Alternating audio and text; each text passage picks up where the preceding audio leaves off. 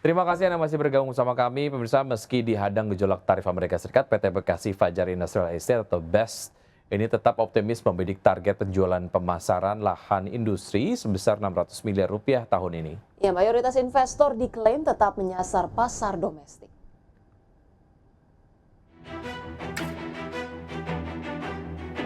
Meski dihadang gejolak tarif Amerika Serikat, PT Bekasi Fajar Industrial Estate atau BES tetap optimistis membidik target penjualan pemasaran lahan industri sebesar 600 miliar rupiah tahun ini.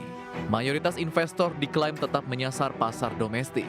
Perusahaan mengakui adanya tekanan terhadap beberapa tenan, namun lebih disebabkan pergeseran tipe produk dan dinamika permintaan. Sejumlah sektor seperti logistik, F&B, barang konsumsi hingga data center masih menunjukkan minat kuat untuk masuk. Kondisi global yang tidak pasti memang membuat investor lebih berhati-hati dan cenderung wait and see. Namun BES masih mempertahankan target penjualan pemasaran di angka 600 miliar rupiah. Pipeline calon tenan asing juga diklaim masih aman.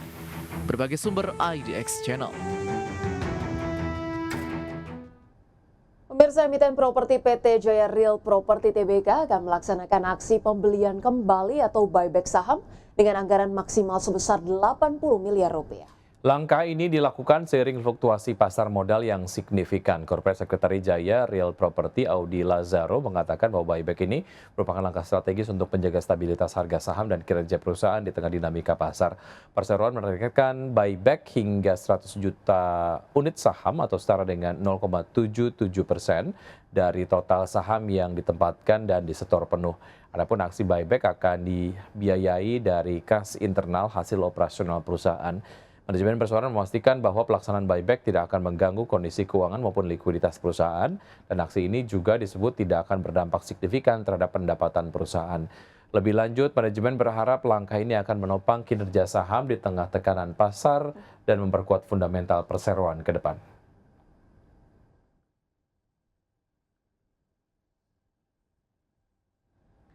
PT Trimitra Transpersada Tbk resmi melantai di Bursa Efek Indonesia melalui penawaran umum perdana saham atau initial public offering. Ya, dengan kode saham BILOG, perusahaan logistik ini melepas 563 juta saham yang setara dengan 16% dari total modal disetor. Melalui IPO ini, BILOG diperkirakan akan meraih total dana segar sebesar 140 miliar rupiah yang akan digunakan untuk pengembangan bisnis.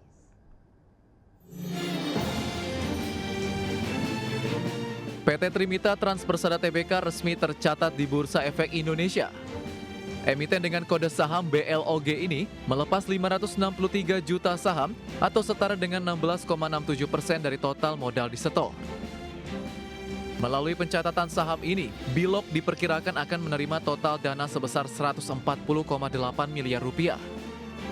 Dana tersebut akan digunakan untuk memperkuat kapabilitas dan infrastruktur perseroan, serta meningkatkan pelayanan secara optimal dalam memenuhi permintaan pasar, khususnya di sektor logistik dan pergudangan yang terintegrasi.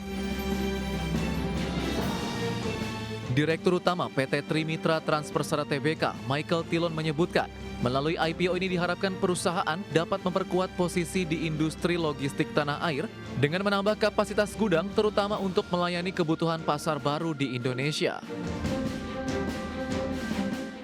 Sehingga kalau kita ngomong logistik, key success itu number one is efficient.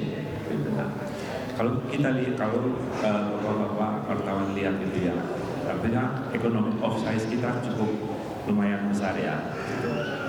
Kita hari ini punya dropping store per days itu sampai 25.000. Kalau ada seasonal seperti Lebaran, Christmas itu bisa naik 2 kali. Gitu. Sehingga kita punya data yang cukup komplit. Gitu. Kita tahu data trafficnya. Dari hasil dana IPO juga akan digunakan untuk menambah modal anak perusahaan PT Simpan Sini Aja yang bergerak di sektor pergudangan termasuk pembangunan 3 gudang berpendingin yang akan dibangun di Tangerang, Pontianak, dan Makassar.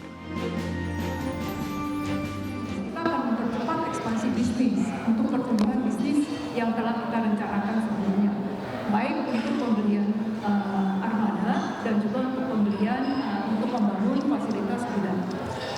67% dari dana yang kita dapatkan dari IPO akan kami gunakan untuk menambah kapasitas gudang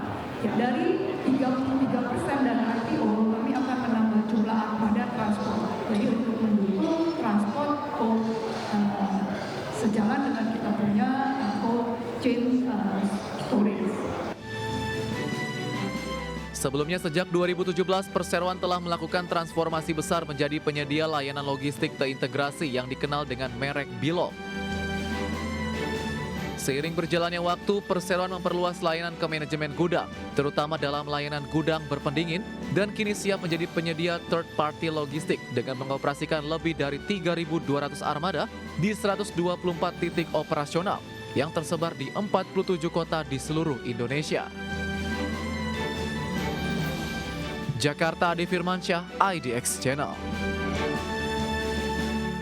Terima kasih Anda masih bergabung sama kami dalam lawatan kunjungan bilateral ke sejumlah negara di Eropa. Presiden Prabowo Subianto secara khusus bertemu dengan Presiden Komisi Uni Eropa Ursula von der Leyen.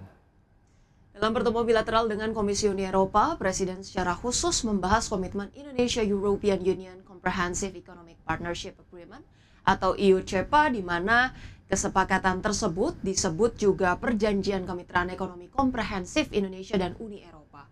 Di hadapan para pemimpin Uni Eropa, Presiden Komisi dan Presiden Dewan Eropa Antonio Costa, Presiden Prabowo menegaskan bahwa penyelesaian perundingan EU-CEPA sangat penting bagi kerjasama dan kemitraan strategis Indonesia-Uni Eropa, termasuk demi keberlangsungan sektor perdagangan produk Indonesia dan negara-negara Uni Eropa. Indonesia berharap produk dalam negeri bisa masuk pasar Eropa dengan tarif hingga 0%.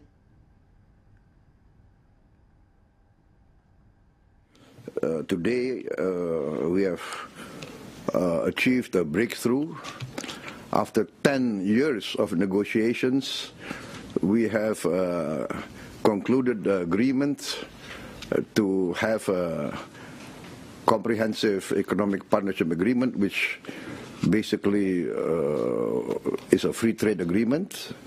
We have achieved many agreements, basically that we will accommodate each other's economic interests, and we find them basically mutually symbiotic. Ya, sebelum kita akhiri Market Bus, sebelumnya kita akan update terlebih dahulu pergerakan dari IHSG di pukul 9:26 waktu Indonesia bagian Barat. Kami akan lihat datanya dari RTI seperti berikut ini. Ya.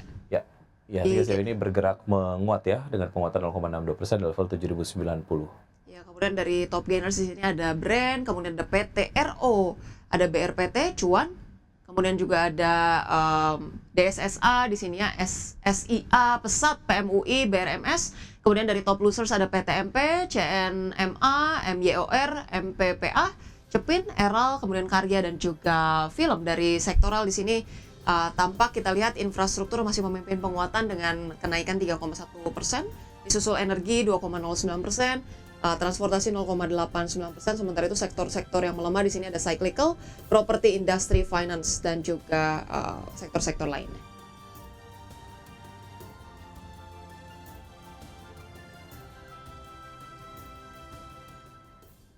Baik, pemirsa, 60 menit sudah kami menemani Anda dalam Market Buzz. Semoga pembahasan hari ini dapat menjadi referensi dan sumber informasi untuk Anda.